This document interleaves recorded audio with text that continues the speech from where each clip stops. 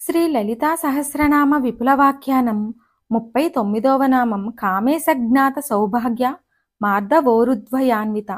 శివునికే ఎరుక కలిగిన సౌభాగ్యము లావణ్యము మార్ధవము గల ఊరువుల జంట గలది అని భావము.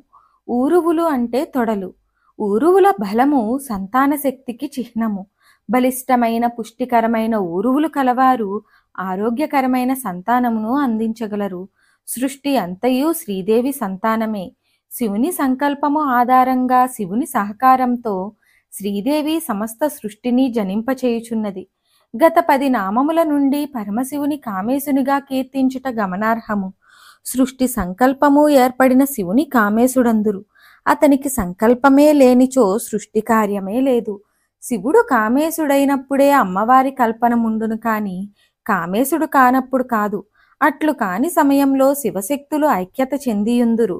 అనగా అర్ధనారీశ్వరుడుగా శివుడుండును. సత్సంతానము బడయగోరు స్త్రీలు ఈ నామము ధ్యానించినచో సఫలీకృతులు కాగలరు.